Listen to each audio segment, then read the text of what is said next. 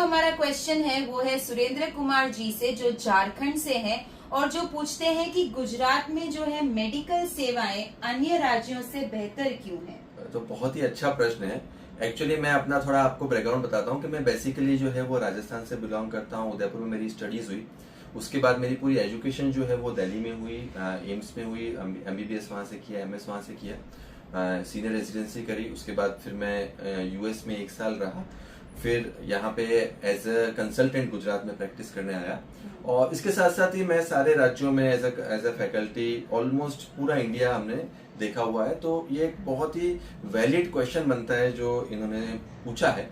अब इसके कई सारे कारण हैं। अगर आप देखेंगे तो नरेंद्र मोदी जी की गवर्नमेंट आने के बाद जो यहाँ का डेवलपमेंट है, विकास का जो एक डेवलपमेंट मॉडल है, वो गुजरात का जो है वो डेफिनेटली बहुत ही दूसरे राज्यों से डिफरेंट है। तो यहाँ पे जो मेडिकल सर्विसेज पिछले 25 सालों में डेवलप हुई हैं, वो एक बहुत ही डिफरेंट लेवल पे डेवलप हुई हैं। यहाँ की जो गवर्नमेंट है उसमें करप्शन जो है वो काफी कम है as compare to any other places. तो यहाँ पे एक जो बहुत अच्छी चीज हुई है कि गवर्नमेंट सेक्टर और प्राइवेट सेक्टर दोनों ही, गवर्नमेंट की जो अच्छी नीतियां हैं उसकी वजह से दोनों ही फ्लरिश कर रहे हैं।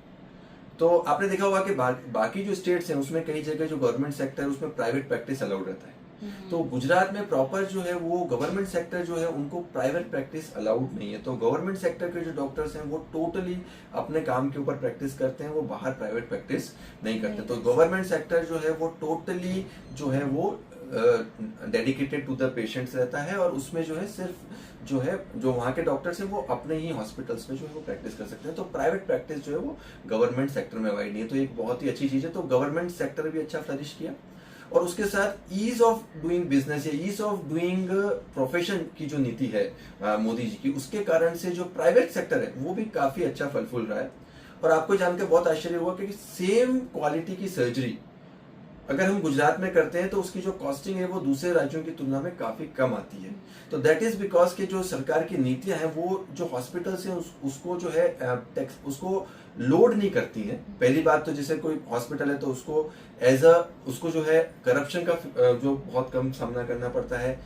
सारे जो लाइसेंसेस वगैरह है वो यहाँ बहुत अच्छे से मिल जाते हैं, बहुत रेगुलरली मिल जाते हैं किसी भी दूसरे स्टेट्स की तुलना में। साथ ही साथ जो कन्वीनियंसी ऑफ डूइंग प्रैक्टिस है, कन्वीनियंस ऑफ डूइंग वो है मेडिकल प्रोफेशन, वो भी बाकी स्टेट्स की तुलना में यहाँ काफी ज्यादा स्मूथ है। तो यहाँ पर प्राइवेट सेक्टर भी काफी अच्छे से ग्रो कर रहा है और गवर्नमेंट सेक्टर भी काफी अच्छे से ग्रो कर रहा है।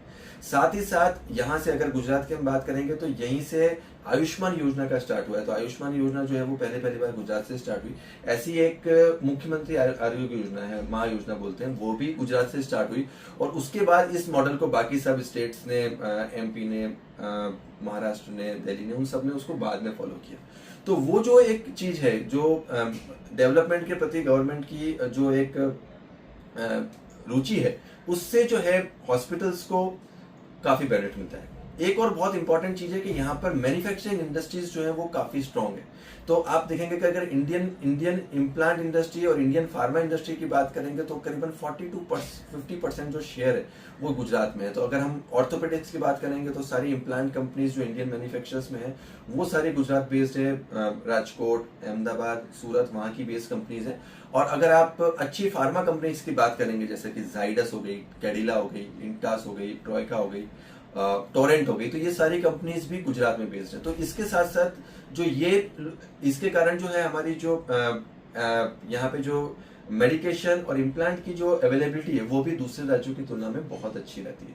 तो सेम चीज अगर हम सेम क्वालिटी की प्रोसीजर अगर आप बॉम्बे में कराएंगे, महाराष्ट्र में कराएंगे, सपोजली दिल्ली में कराएंगे, पंजाब में कराएंगे या यूपी बिहार में कराएंगे, तो वहां की तुलना में सेम क्वालिटी का जो प्रोसीजर है वो हम यहाँ पे कम रेट्स में वो कर सकते हैं। और गवर्नमेंट की जो अच्छी नीतियां हैं उसके साथ बहुत ही फायदा मिलता है। और दूसरे साथ जो सबसे इंपॉर्टेंट चीज है वो सिक्योरिटी की है। तो कोई भी अगर पेशेंट बाहर से यहाँ पे सर्जरी कराने आता है तो ये उस पेशेंट को भी विश्वास होगा कि यहाँ पे किसी तरह की चीटिंग नहीं होगी, यहाँ पे सब चीज एकदम नॉर्म से लीगल है, पेशेंट के साथ जो है किसी भी तरह का वो नहीं किया जाएगा। ओवरऑल मार्केट में घूमना है, करना है तो कोई भी आदमी भारत में कहीं से भी और इंटरनेशनली कहीं से भी आके यहाँ पे बहुत इजीली सर्जरी करवा के जा सकता है। तो एक बहुत सारे चेंजेस पिछले 20-25 सालों में हुए हैं। तो डेफिनेटली इसके कारण से गुजरात में जो मेडिकल टूरिज्म एक तरह से है, वो काफी उसमें एक बूम आ गया है। तो काफी दूर दूर से हमारे पास पेशेंट आते हैं, इवन इंटरनेशनल फैकल्टी से पेशेंट आते हैं। इंडिया में तो ऑलमोस्ट पूरे इंडिया से ऑलमोस्ट सारे स्टेट्स के पेशेंट्स जो हैं वो हमारे पास आते हैं, हम उनको ऑपरेट करते हैं, they go back with a very positive impact. साथ ही साथ हमारे फेलोज भी पूरे इंडिया से आते हैं, तो वो सब भी हमको आके यही बोलते हैं कि जो हमारे स्टेट्स में जो फैसिलिटी है और यहाँ पे जो फैसिलिटी है उसमें जमीन आसमान का अंतर है। जो वर्क यहाँ पे हो रहा है वो डेफिनेटली बाकी किसी भी स्टेट से काफी ज्यादा एडवांस है। तो डेफिनेटली ये बात जो है इनकी सुरेंद्र कुमार जी की बहुत ही लाजमी है कि यहाँ पे फैसिलिटीज बेटर है, और फैसिलिटीज बेटर है तो उसके पीछे कारण है, एक गवर्नेंस का कारण है, एक विजन का कारण है, जिसके कारण से यहाँ पर आज इतना अच्छा मेडिकल सेक्टर डेवलप कर पाया है। तो डेफिनेटली काफी अच्छा प्रश्न था, और मैं भी काफी सारी बातें आशा आपके सामने रख पाऊंगा। अगर आपको और भी कोई प्रश्न है तो आप हमको भेजते रहिए, हम आपके क्वेश्चंस हर वेडनेसडे 8 PM देते रहेंगे।